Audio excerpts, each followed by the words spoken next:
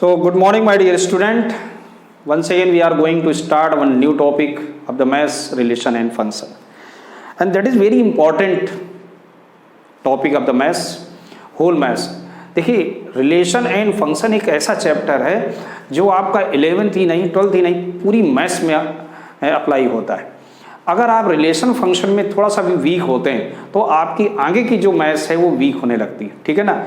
अगर आपको relation function बहुत अच्छे से आता है तो आप ये मान के चलिए कि आप पूरे मैथ्स के अदर जो आपके लेसन से चैप्टर्स हैं उन पर आपकी कमांड बहुत अच्छी होने वाली है। यानी हम कह सकते हैं कि आप बहुत ज़्यादा एनर्जेटिक होने वाले हैं और आपका जो लेवल है ना, आपका कॉन्फिडेंस है वो बहुत हाई लेवल पर पहुंचता है, ठीक है ना। इसलिए रिलेशन एंड फंक्शन इस चैप्टर को चाहे वो 11th हो या 12th हो, दोनों ही क्लासेस में बहुत ज़बरदस्त पढ़ना है।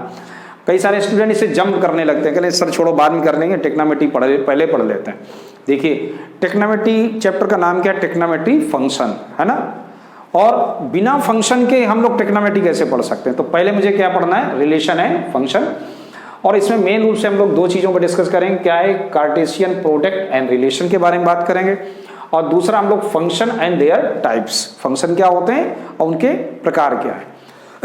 तो आज हम लोग बात करने वाले हैं कार्टेशियन प्रोडक्ट की। तो कार्टेशियन प्रोडक्ट की, अब देखिए कार्टेशियन प्रोडक्ट के आने के पहले, शुरू करने के पहले हम लोगों को एक और चीज पढ़नी है। वो क्या है? हमारा ordered pair. Ordered pair, ordered pair क्या है? एक ऐसा ग्रुप, एक ऐसे एलिमेंट का ग्रुप जो एक स्पेसिफिक ऑर्डर में लिखा जाए। बात समझना, ऐसे दो एलिमेंट या दो ऑब्जेक्ट का एक ऐसा ग्रुप जो एक स्पेसिफिक ऑर्डर में लिखा जाए, that is A ordered pair. यानी कि हम कह सकते हैं कि टू एलिमेंट्स, या आप चलिए या ऐसे लिख दें, ordered pair consist two element or objects written in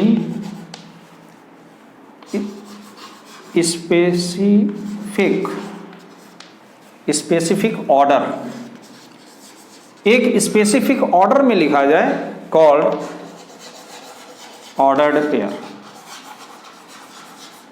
जिसको हम लोग क्या बोलते हैं? ऑर्डर्ड पेयर कहते हैं, ठीक है ना।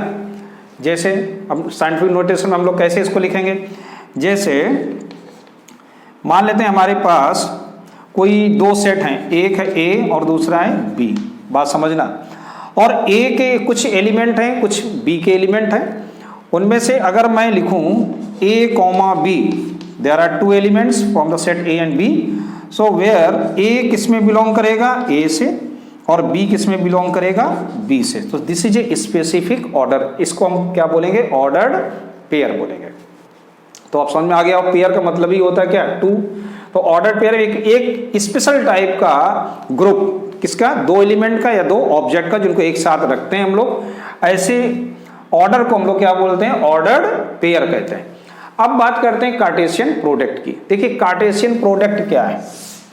Cartesian product means, suppose then there are two set A and B, so product means multiply, आप समझते ही हैं। तो A cross B equal to क्या? एक ऑर्डर पेयर में उन सेट को लिखना है, उनका प्रोडक्ट किस में लिखना है? एक ऑर्डर्ड पेयर में, A comma B, such that A belongs to A और बी बिलोंग्स टू बी। बात आई समझ में? ये अपना क्या होता है? कार्टेशियन प्रोडक्ट होता है। अब देखो, ये जो ऑर्डर होते हैं, इसको बांध करते हैं, एक चीज और इसमें ऐड करते हैं हम लोग कि ये इक्वल कब होंगे, है ना। जैसे कोई दूसरा एलिमेंट बनता है तो ऑर्डर्ड पेयर यानी कि A comma B equal to C comma D ऐसे लिखा है। तो ये इक्वल कब होंगे? जब इनके रिस्पेक्टिव एलिमेंट्स आर इक्वल। अगर ए सी के इक्वल है और बी अगर डी के इक्वल है, तभी ये ऑर्डर पेयर क्या हो सकते हैं? इक्वल हो सकते हैं, अदरवाइज नहीं हो सकते हैं। जैसे एग्जाम्पल एक और, जैसे अपन एक ग्राफ बना है, तो हमने कहा एक पॉइंट है 2,3, तो 2,3 यहाँ कहीं बिलोंग करेगा, दैट इज ए 2,3। और एक हमने कहा 3,2, तो ये 3,2 कहाँ आ गया, ये आ गया। तो क्या ये दोनों सेम है? क्या 2,3 आप इक्वल टू लिख सकते हो 3,2? तो आप बोलोगे नो। क्यों? क्योंकि जो इनके जो एलिमेंट्स है ना, ये इसका एलिमेंट क्या है 2 है और यहाँ क्या है 3, तो 2 नॉट इक्वल टू 3, इसलिए ये पेयर भी इक्वल नहीं होगा। अब देखिए A क्रॉस B, इसको एक एग्जाम्पल से लेते हैं तो और अच्छा समझ में आएगा। जैसे A की बात करें, A ले लें 1,2 और एक B सेट है। देखिए एक चीज और क्लियर है कि A और B क्या है, ये कोई सेट नहीं है।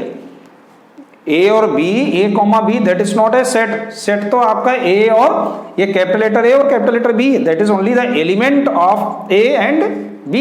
यहां पर केवल हम एलिमेंट लिख रहे हैं, किसके, A और B के, सेट नहीं बना रहा है।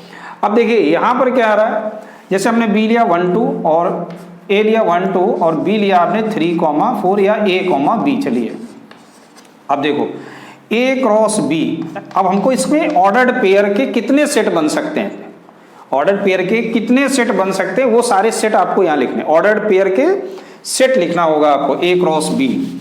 अब देखिए क्या, देखिए अगर मैं 1 की बात करूं, 1 की, तो इसके पहले एक चीज और समझ लीजिए। अगर मैं पीछे चलूं चाहे अपने सेट में, तो यहाँ पर क्या है 1 है 2 है, ये क्या है A है और B है। जब वेन डायग्राम समझेंगे तो और अच्छे समझ में आएगा। 1 का रिलेशन किससे, A से, 1 और किसके साथ लिख सकते हैं, B के साथ। 2 को भी क्या लिख सकते हैं, A के साथ। 2 को भी लिख सकते हैं B के साथ। ये बात आई समझ में? तो आपको यही यहाँ पर प्रोसेस करना है, क्या 1, A, इसको हमेशा किस में रखेंगे, ब्रास, ये आपको कॉमन ब्रैकेट में लिखना है। और 1 किसके साथ, B के साथ, ठीक। और सिमिलरली हम लोग लिखेंगे 2, A एंड 2, B। बात आई समझ में? तो ये आपका जो बन के आया, ये आपका क्या है, A क्रॉस B, यानी कि ये है आपका Cartesian product of A and B। A और B दो ऐसे सेट थे जिनका मैंने प्रोडक्ट किया, तो जो सेट बने वो किसके सेट हैं, ऑर्डर्ड पेयर के। देखिए सभी ये क्या है, ऑर्डर्ड पेयर हैं। इनके सेट को हम लोग क्या कहते हैं, A क्रॉस B कहते हैं। अब देखो, बट ये remember that B cross A not equal to A cross B, लेकिन B cross A cross B के इक्वल नहीं हो सकता। अभी हम लोगों ने प्रूव किया था कि 2,3 एंड 3,2 नॉट इक्वल। अब ये देखो प्रूव कर लेते हैं कैसे, कि B क्रॉस A निकाल के देखते हैं क्या आएगा। अब देखिए B का A से रिलेशन, तो B क्या आएगा, A, 1 एंड A, 2 और B, 1 एंड B, 2। तो आपने नोटिस किया क्या कोई सेट आपको मैच कर रहा है? देखो यहाँ 1, A है, यहाँ A, 1 है, मैच ही नहीं कर रहा है। 1, B है, यहाँ B, 1 है, यहाँ 2, A, यहाँ A, 2 है, यहाँ 2, B, यहाँ B, 2। इससे क्या प्रूव होता है कि A cross B not equal to B cross A। ये मुझे याद रखना होगा। तो स्टार्टिंग बहुत ही सिंपल से है। आपको इस फर्स्ट एक्सरसाइज में 2.1 में आपको कार्टेशियन प्रोडक्ट निकालना है, ठीक है ना। समझ में आ गया अच्छे से? फिर से एक बार देख लीजिए, ऑर्डर पेयर क्या होते हैं हमारे, जो दो एलिमेंट को कंसिस्ट करें, एलिमेंट या ऑब्जेक्ट को एक स्पेशल ऑर्डर में, है ना, एक स्पेसिफिक ऑर्डर में जो कंटेन करते हैं उसे हम लोग क्या कहते हैं, ऑर्डर्ड पेयर कहते हैं। जैसे A और B कोई भी दो सेट है, एनी टू सेट है ना, A एंड B। तो A, B इसका ऑर्डर पेयर अगर हम इसके एलिमेंट का लिखेंगे तो कैसे लिखेंगे, A, B, where A belongs to A होगा, B belongs to B, capital letter B। अब देखिए दूसरा मैंने ये बताया कि कभी ये इक्वल कब होंगे, किस कंडीशन में ऑर्डर पेयर इक्वल हो सकते हैं, जब A किसके इक्वल होगा, C के, B किसके इक्वल, D के। यानी कि इस ऑर्डर का फर्स्ट एलिमेंट और इस ऑर्डर का फर्स्ट एलिमेंट दोनों क्या होने चाहिए, इक्वल होने चाहिए। इस ऑर्डर का सेकेंड एलिमेंट, इसका भी सेकेंड एलिमेंट अगर इक्वल है then order pair equal, otherwise they will not equal. तो कार्टेशियन प्रोडक्ट क्या है, कार्टेशियन प्रोडक्ट सेट है, किसका है, सभी ऑर्डर पेयर का। A और B के बीच में जितने भी ऑर्डर पेयर बनेंगे उनके सेट को हम लोग कार्टेशियन प्रोडक्ट कहते हैं। जैसे A क्रॉस B, उसको हम किससे दिखाएंगे, A क्रॉस B से दिखाएंगे, जहां A किसको कंटेन कर रहा है, A एलिमेंट को, और कैपिटल लेटर B किसको कंटेन कर रहा है, B एलिमेंट को। यानी कि A belongs to A and B belongs to B। जैसे एक एग्जाम्पल लिया 1,2, बी क्या है a, b, तो a क्रॉस b क्या आ जाएगा, 1 का a के साथ रिलेशन है, 1 का b के साथ रिलेशन है, 2 का a का और 2 का b के साथ। अच्छा आप देखिए नोटिस करिएगा यहाँ कितने एलिमेंट है। अगर मैं एलिमेंट की बात करूं तो यहाँ एन ए में कितने एलिमेंट हैं 2, और n B number of element in B also भी 2। तो इनके जो प्रोडक्ट निकलेगा एन यानी ए क्रॉस बी निकलेगा, उसमें जो एलिमेंट होंगे वो क्या होगा, n A into n B होगा। ये मुझे याद रखना होगा, ठीक है ना। तो 2 इंटू 2 दैट इज ए 4।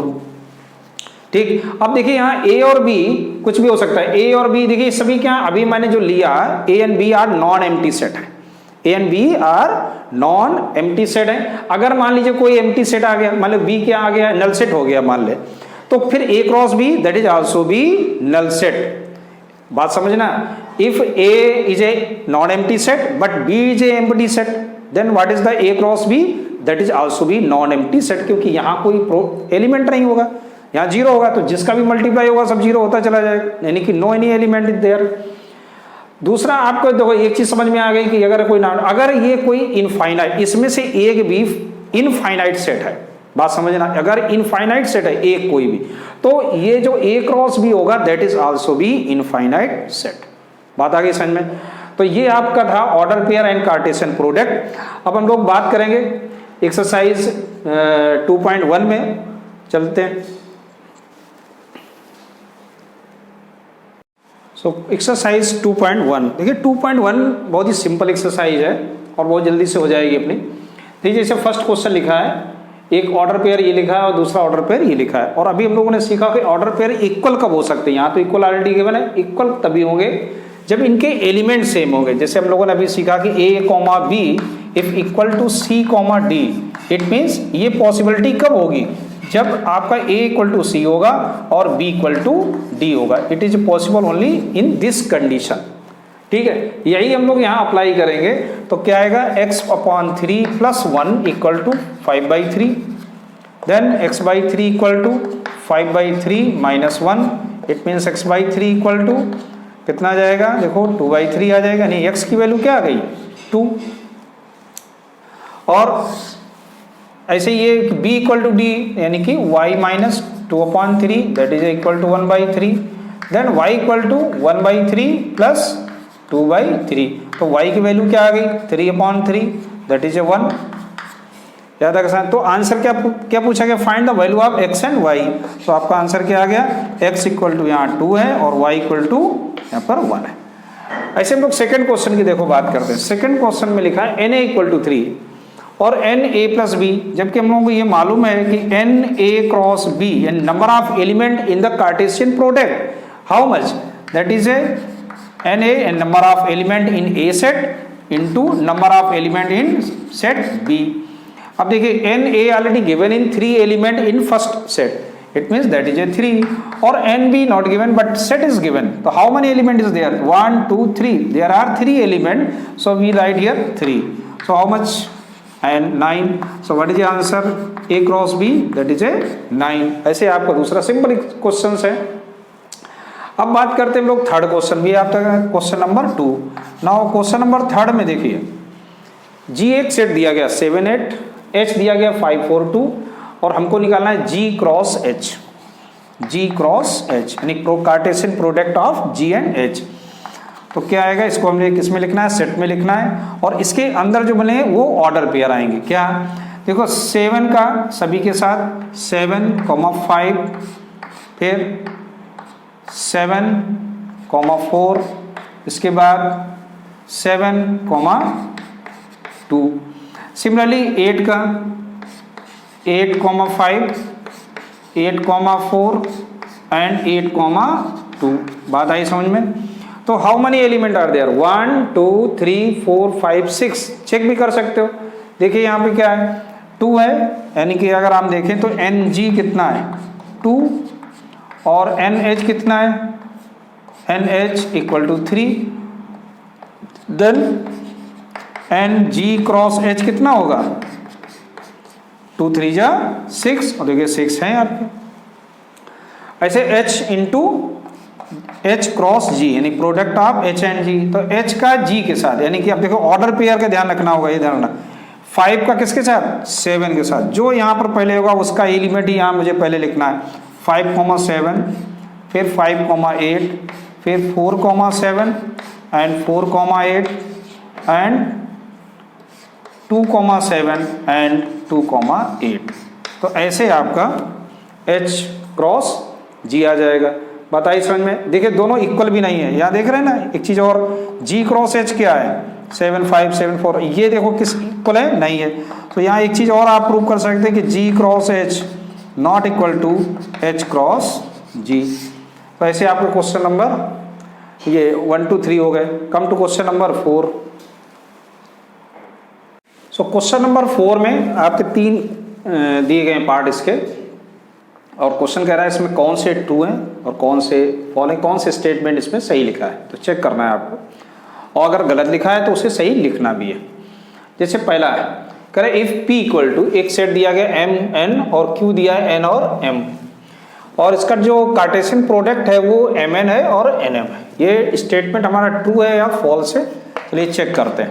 देखिए अगर हम नंबर के हिसाब से, एलिमेंट के नंबर के हिसाब से चेक करें तो देखिए NP यहाँ पर कितना है, NP is given 2, number of element 2, और NQ is given how much, that is also भी 2। तो ये मुझे मालूम है अगर NP 2 है, NQ है, तो जो number of element in Cartesian product क्या होगा, 2 × 2 दैट इज 4।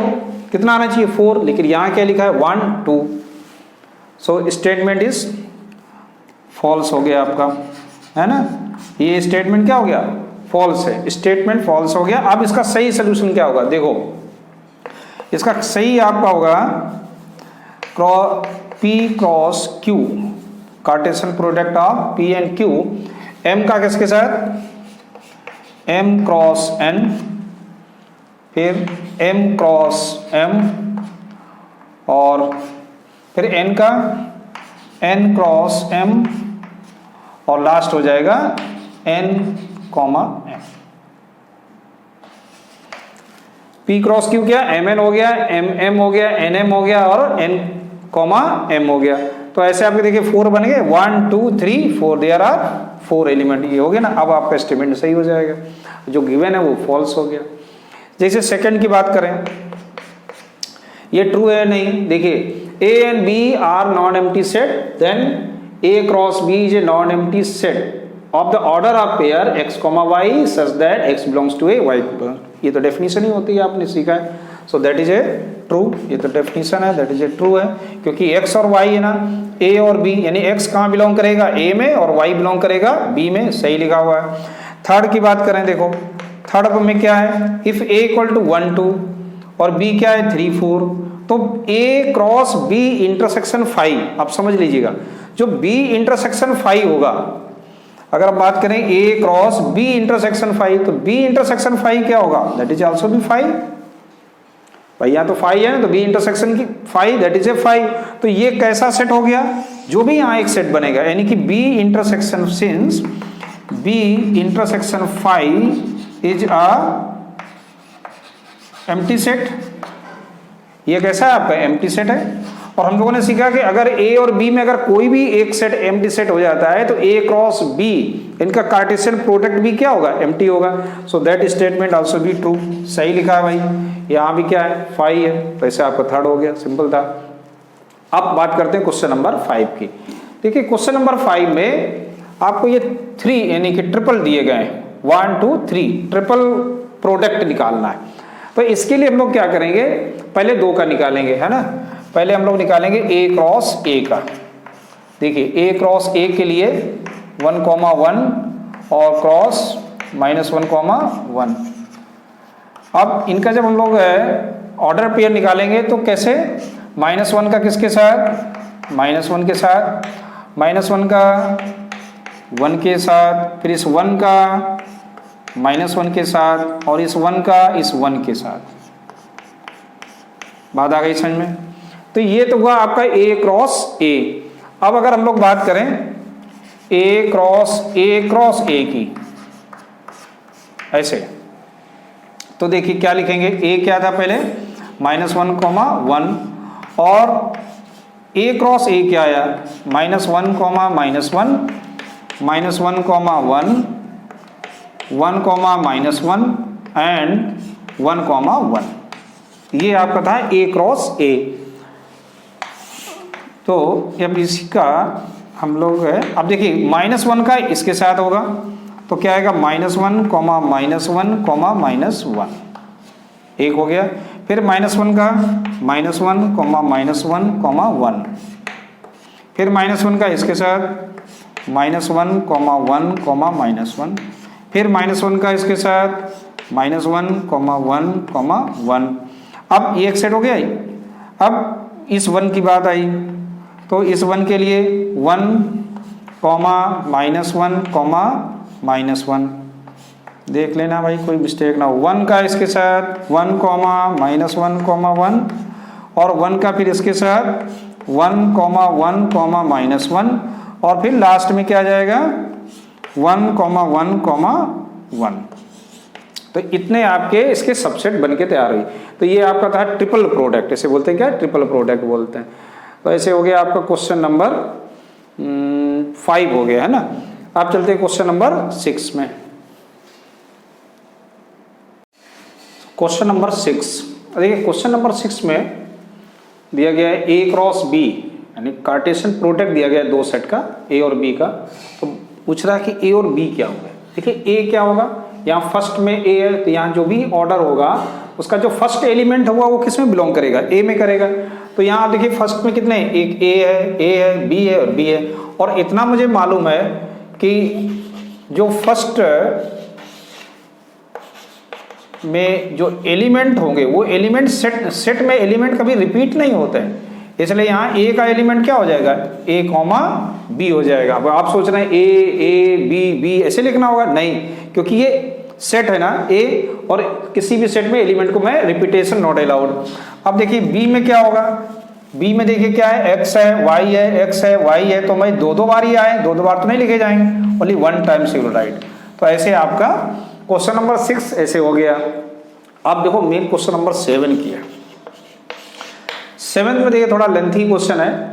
इसमें पहला पार्ट कह रहा है A cross B intersection C और A cross B intersection A cross C. तो पहले हम लोग देख देखते हैं कि फर्स्ट पार्ट में क्या क्या रिक्वायरमेंट आएगी। देखो एक तो मुझे चाहिए ए इंटरसेक्शन बी और एक चाहिए ए क्रॉस बी, एक चाहिए ए क्रॉस सी। तो स्टार्टिंग यहाँ से करते हैं हम लोग। सबसे पहले हम लोग बी इंटरसेक्शन सी निकालेंगे। अब देखिए बी और सी में क्या कॉमन है, कुछ कॉमन दिख रहा है।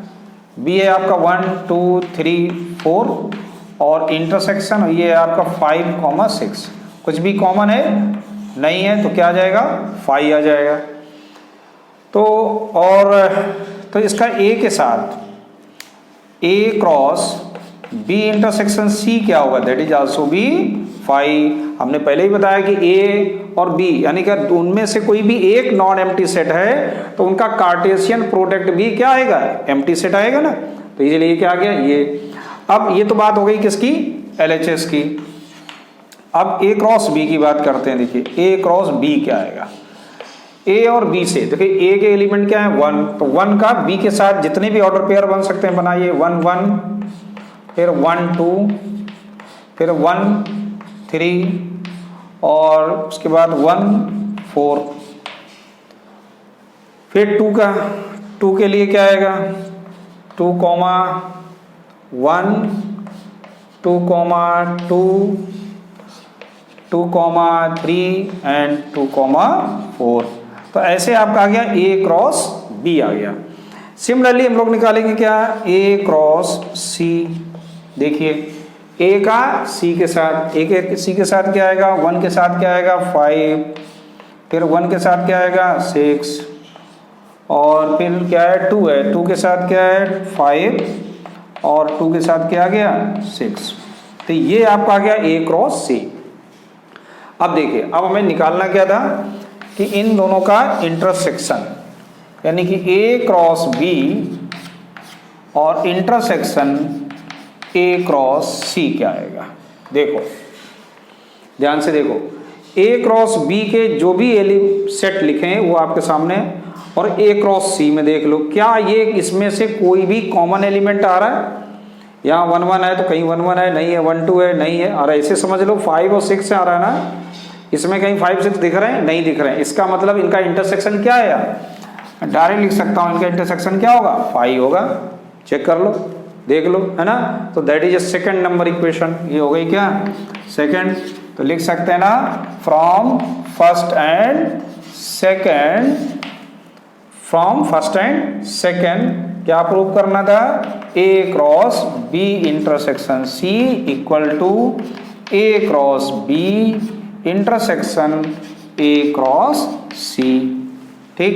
अब यहाँ अगर आप कहेंगे तो ये थ्योरम भी है, ये देखो डिस्ट्रीब्यूटिव प्रॉपर्टी अप्लाई है, A cross B intersection A cross C. ठीक, वेरीफाई भी हो गई। अब बात करते हैं सेकेंड पार्ट की। देखो सेकेंड पार्ट में क्या है, A cross C is subset of B cross D. अभी हम लोग को देखो ए क्रॉस सी तो मैं निकाल चुका हूं पहले से ही, मुझे बी क्रॉस डी और निकालना पड़ेगा। तो first we find out B cross D. तो देखते हैं बी क्रॉस डी क्या है। देखो बी में 1 2 3 4 और ये तो थोड़ी आपके कितने बन जाएंगे? देखो 1 2 3 4, ये 4 16 बनेंगे, वो सब लिखने पड़ेंगे आप। देखिए 1 5 1 6 1 7 1 8, फिर 2 5 2 6 2 7 2 8। इसके बाद 3 का नंबर है 3 5 3 6 और 3 7 एंड 3 8। फिर किसका नंबर है? 4 का 4 5 4 6 4 7 एंड 4 8। तो इतने इसके सेट बन गए बी क्रॉस डी के। अब क्वेश्चन कह रहा था कि A cross C is a subset of B cross D. कह रहा क्या ए क्रॉस सी, क्वेश्चन है ए क्रॉस सी क्या बी क्रॉस डी का सबसेट है? तो देखते हैं। देखिए ए क्रॉस 6 में 1 5 1 6 2 5 2 6 1 5 1 6 1 5 भी है 1 6 भी है 2 5 2 6 2 5 भी है 2 6 भी है। तो यहां लिख सकते हैं since all elements of A cross C is present in B cross D. Therefore A cross C is a subset of B cross D। ऐसे आपको प्रूव करना था। बात आई समझ में? सिंपल क्वेश्चन थे। तो कितने हो गए? 7। तो come to question number 8। So question number 8। Question number 8 में कह रहा है a equal to 1 2 b equal to 3 4। तो पहले पूछा गया कि a क्रॉस b बताना है, फिर पूछ रहा है how many subset of a cross b and listed them. ठीक है ना। चलिए शुरू करते हैं हम लोग। तो a क्रॉस b, तो ये तो आपको बहुत आसानी से आप बता सकते हैं। अब a क्रॉस b क्या होता है? 1 3 एंड 1 4 होता है, और ये आ गया आपका 2 3 एंड 2 4। तो यहाँ तो एक बात हो गई, how many subset of A cross B. देखिए अगर हम बात करें इस सेट की, मान लें ये कोई एक सेट है जिसमें एलिमेंट कितने हैं? 1 2 3 4, यानी कि यहाँ पर number of element in A cross B that is a 4। So number of subset, किसी भी सेट में जितने भी नंबर ऑफ एलिमेंट होते हैं तो सबसेट क्या हो जाते हैं? 2 की पावर n। सो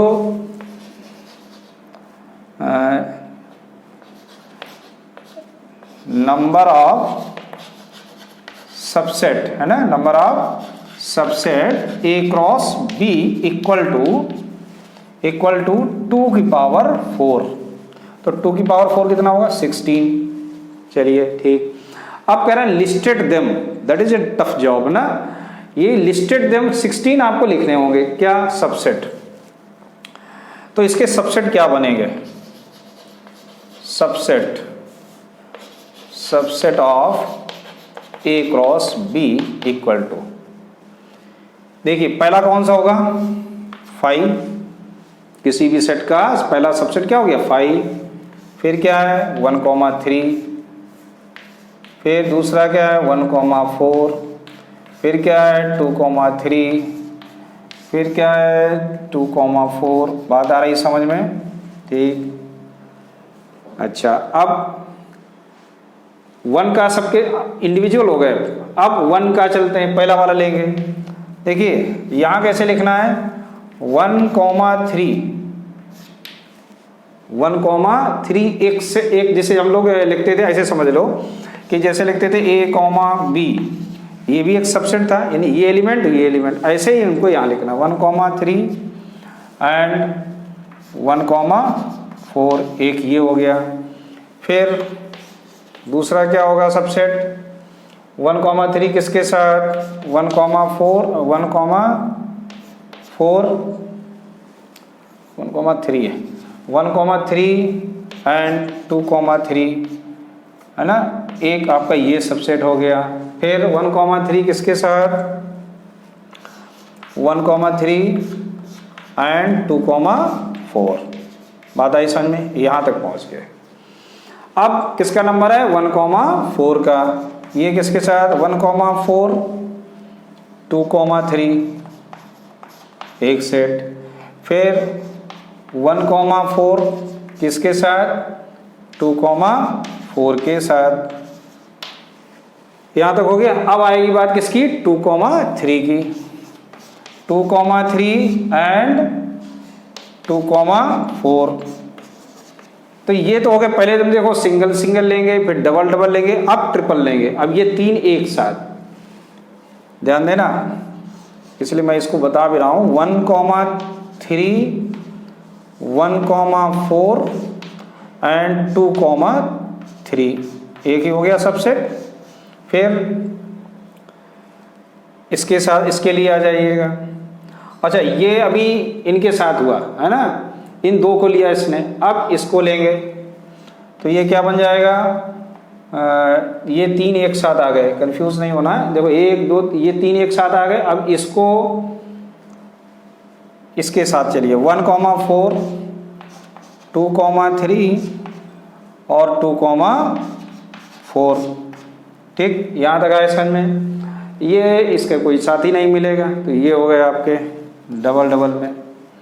अब देखो और क्या बन सकते थे 1,3, अगर मैं इसको छोड़ दूं तो और क्या बन सकते हैं 1,4 सॉरी 1,3 और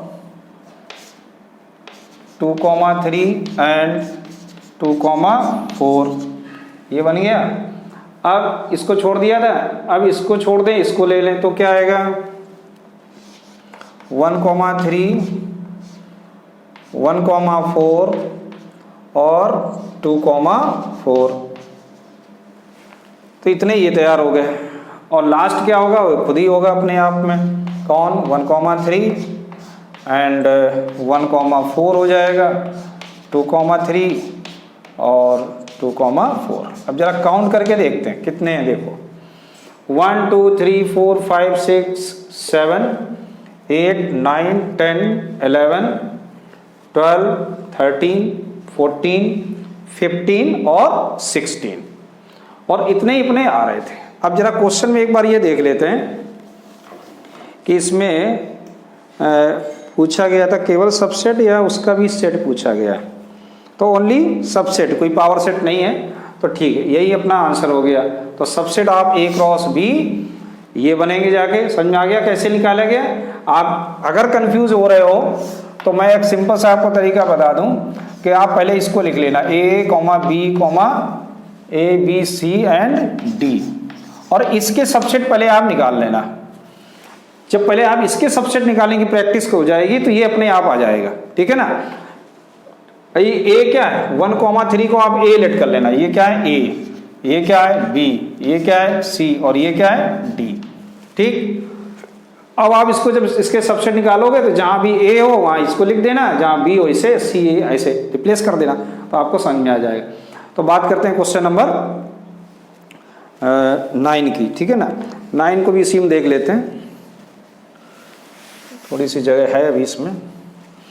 तो क्वेश्चन नंबर 9 देखो क्या कहता है। क्वेश्चन नंबर 9 में है कि Na equal to 3 is given है, Na इज गिवन 3 और Nb इज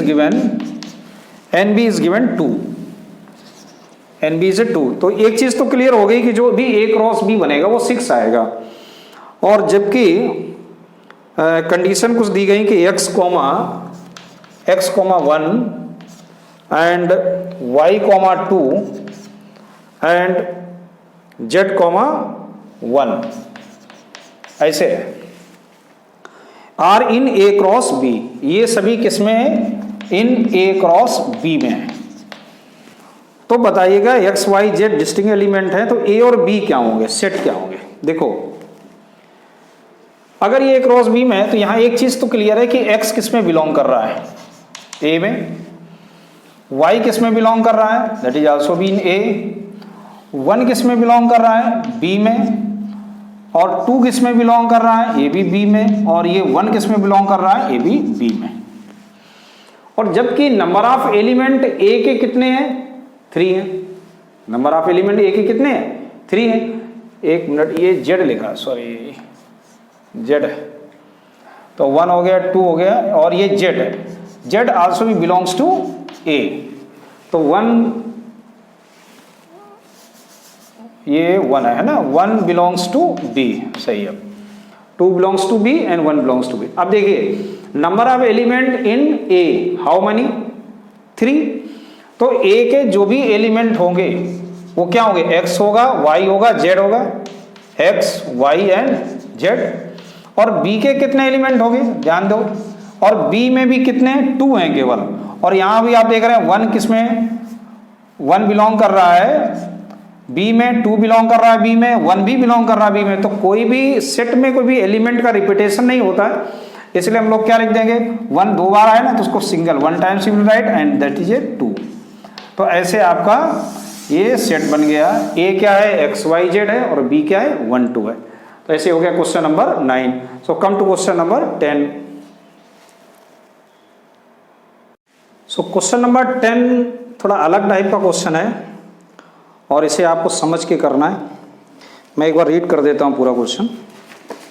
क्वेश्चन कह रहा था Cartesian product A cross A has 9 element among which are found to be -1 0 and 0, 1। मैंने लिख रखा है -1 0 एंड 0, 1 A क्रॉस A के ये 2 एलिमेंट आपको गिवन है। Find the set A and remaining element of A cross A। देखो यहां एक चीज तो क्लियर है कि n A cross A equal to 3 है। यहां से एक चीज तो मुझे क्लियर हो रही है कि जो A के नंबर ऑफ एलिमेंट होंगे वो 3 होंगे, क्योंकि 3 इंटू 3 ही 9 होता है। तो ये चीज तो कंफर्म है कि यहाँ पे 3 एलिमेंट होने वाले हैं। अब देखिए यहाँ क्या है कि -1, 0 किस में बिलोंग कर रहा है, A क्रॉस A में। बात समझना। सो इसका मतलब ये हुआ कि -1 किसका है, A का एलिमेंट है, एंड 0 क्या है, ये भी A का ही एलिमेंट है। 0 किसका, इसका है, और यहाँ भी A है। ऐसे ही अगर मैं दूसरे वाले एलिमेंट की बात करूं 0, 1, वो भी किसका एलिमेंट है, A क्रॉस A का है। इसलिए हम लोग कह सकते हैं कि जो 0 है वो भी बिलोंग कर रहा है A में, एंड 1 आल्सो भी बिलोंग्स टू A। बात आई समझ में। And n A cross A 9 है, so therefore Na must be 3। तो Na क्या होगा, 3 होगा ना, क्योंकि 3 इंटू 3 हो जाए 9। इसलिए जो A के एलिमेंट होंगे वो क्या होंगे, देखिए A के, और एंड लिख दीजिए, और भी आप क्लियर कर देते हैं कि 0 या -1, 0, 1 आल्सो भी बिलोंग्स टू A। ये तीनों एलिमेंट किसके हैं, A के हैं। It means A equal to क्या आ जाएगा, -1 होगा, 0 होगा और 1 होगा। यहां तक आ रहा समझ में, ठीक। तो एक आपका आंसर आ गया कि फाइंड A ये आ गया। अब कह रहा है remaining element of A cross A। अब मुझे क्या करना होगा, A क्रॉस A निकालना। देखिए A हमने लिखा है -1 0, 1 क्रॉस -1 0, 1। अब चलिए इसके बनाएंगे हम लोग कार्टेशियन प्रोडक्ट, देखते हैं कितने बनते हैं। -1 का -1 -1 -1 0 एंड -1 1। फिर 0 के लिए 0, -1 0, 0 एंड 0, 1। ठीक, अब आएंगे बात करेंगे 1 की, तो ये क्या आएगा 1, -1 1, 0 एंड 1, 1। तो इतने आपके एलिमेंट आ गए। देखिए काउंट कर लो 1 2 3 4 5 6 7 8 9 और 9 यहाँ एलिमेंट थे। अब देखिए इसमें से ये दो एलिमेंट -1 0 और 0 1, देखिए कहीं है आपके -1 0 एक ये है और 0 1 एक ये है। तो कह रहा था रिमेनिंग एलिमेंट, तो remaining elements of A cross ए क्या होंगे। केवल एलिमेंट की बात कर रहा है, क्या होंगे, तो क्या होंगे, पहला होगा -1 -1, दूसरा क्या होगा -1 1, तीसरा क्या होगा 0, -1, फिर क्या होगा 0, 1। इनको छोड़कर लिख देना 1 -1 एंड 1, 0 एंड 1, 1। तो ये आपका इस तरीके से रिमेनिंग एलिमेंट्स आ गए। और यही आपसे पूछ रहा था, क्वेश्चन ने पूछा भी था कि find the remaining element of A cross ए। तो ऐसे आपका ये आंसर आ गया। तो एक्सरसाइज अपनी पूरी हो गई, क्वेश्चन इसमें 10 थे। और अगला हमारा जो टॉपिक होगा वो होगा रिलेशन। सो मिलते हैं अगले वीडियो में। Thank you.